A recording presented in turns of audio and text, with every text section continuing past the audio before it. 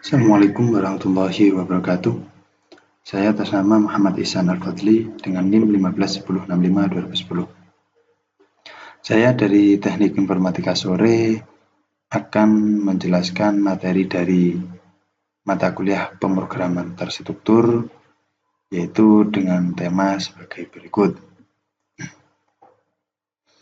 Algoritma dan notasinya. Sebelum kita lanjut ke materi lebih dalam, kita harus tahu dulu apa itu algoritma dan notasinya. Algoritma adalah urutan-urutan dari instruksi atau langkah untuk menyelesaikan suatu masalah. Algoritma memiliki ciri-ciri sebagai berikut, yaitu yang pertama, algoritma mempunyai awal dan akhir.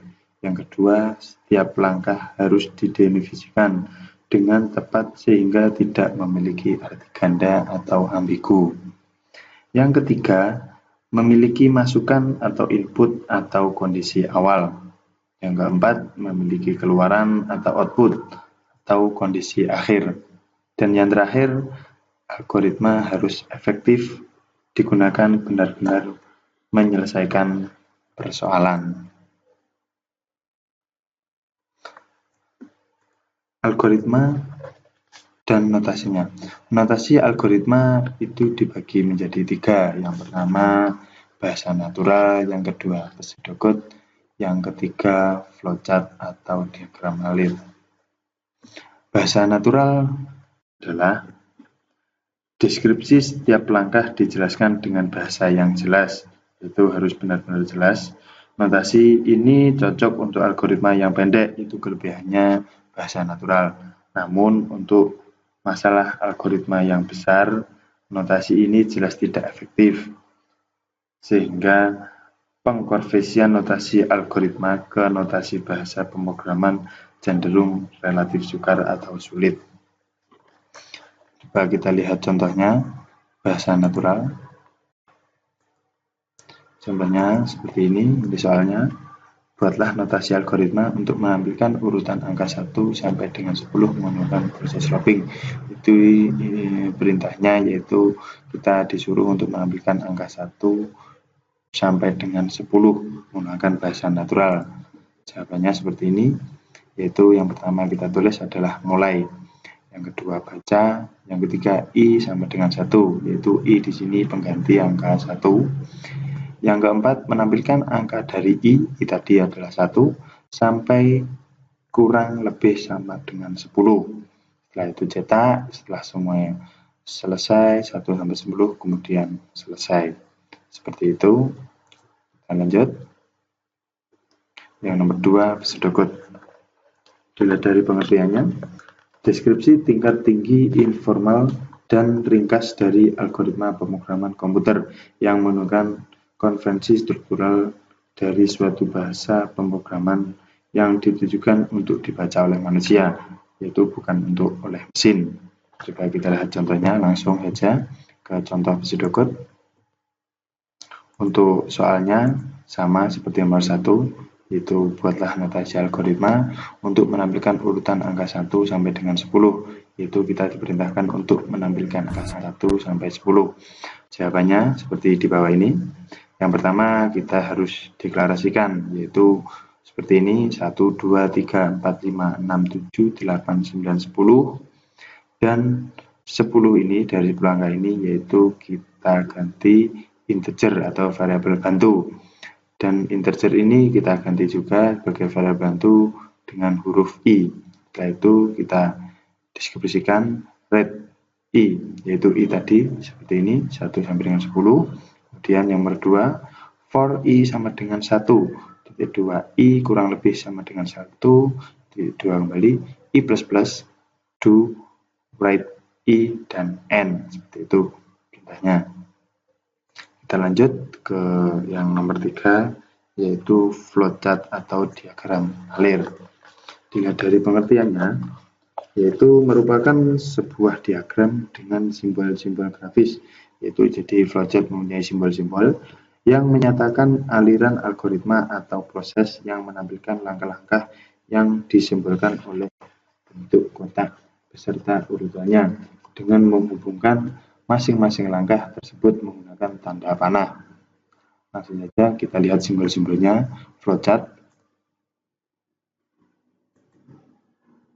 Simbol-simbol flowchart yaitu sebagai berikut seperti ini. Yang pertama yaitu terminator atau berfungsi sebagai permulaan atau akhir program, yaitu di awal seperti ini, akhirnya harus juga seperti ini. Yang nomor 2 garis alir, ini untuk menghubungkan simbol-simbol yang pertama, yang kedua, dan seterusnya.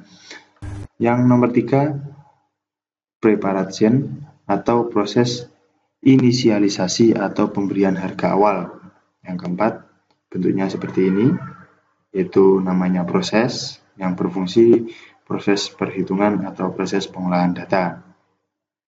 Yang kelima input atau output data, gambarnya seperti ini, yaitu yang berfungsi proses input atau masukan atau output keluaran data, parameter atau informasi. Yang selanjutnya gambarnya seperti ini, subprogram, yaitu permulaan subprogram atau proses menjalankan subprogram. Yang selanjutnya decision, perbandingan, pernyataan atau penyeleksian data yang pemberian pilihan untuk langkah selanjutnya. Oke, untuk gambar selanjutnya seperti ini, on-pack connector, yaitu penghubung bagian-bagian flowchart yang berada pada satu halaman. Yang terakhir, off-pack connector, yaitu penghubung bagian-bagian flowchart yang berada pada halaman berbeda. Mungkin dari gambar seperti ini yang berfungsi, yang sering dipakai yaitu gambar yang pertama, yang kedua, yang ketiga, 4, 5, ini, dan gambar ini. Mungkin yang lainnya hanya beberapa, hanya mungkin jarang dipakai, tapi yang dipakai gambar yang saya tunjukkan tadi. Oke, kita lanjut ke contohnya. Contoh dari flowchart. Soalnya untuk soal sama, yaitu saya menggunakan soal yang pertama tadi untuk notasi algoritma, soal nomor 1 dan 2. Itu contohnya. Buatlah notasi algoritma untuk menampilkan urutan-urutan angka 1 sampai dengan 10. Sama, yaitu kita disuruh menampilkan angka 1 sampai 10. Untuk jawabannya seperti ini, yaitu yang pertama simbolnya seperti ini, yaitu yang berfungsi untuk permulaan dan akhir program. Jadi yang pertama seperti ini, nanti akhirnya juga harus seperti ini. Oke, kita tulis di dalamnya mulai. Kemudian kita kasih tanda panah yang fungsinya arah aliran program untuk menghubungkan simbol 1 ke simbol kedua dan selanjutnya sampai nanti selesai. Oke, yang kedua, baca I, yaitu di sini untuk memasukkan data, yaitu datanya I tadi yaitu variabel bantunya integer 1 sampai dengan 10. Kemudian lanjut, tetap menggunakan tanda panah. Kemudian kita menggunakan simbol seperti ini, yaitu proses, yaitu prosesnya terdapat pada simbol ini di dalam ini. Kemudian kita lanjut, kita menggunakan simbol ini, yaitu digunakan perbandingan pernyataan. Jika I kurang lebih sama dengan 10, maka kita gunakan I++. Jadi intinya I di sini sampai nilai I belum sampai 10, maka kita lanjut ke I++. Jika sudah selesai sama 10, maka lanjut dengan tombol panah seperti ini. Kemudian selesai 10, kita kasih simbol seperti ini, yaitu selesai. Oke, mungkin itu saja yang dapat kami sampaikan tentang materi algoritma dan notasinya. Semoga bisa bermanfaat buat saya khususnya dan umumnya buat pendengar yang membaca. Terima kasih, mohon maaf bila mungkin ada kekurangan dalam penyampaian. Wassalamualaikum warahmatullahi wabarakatuh.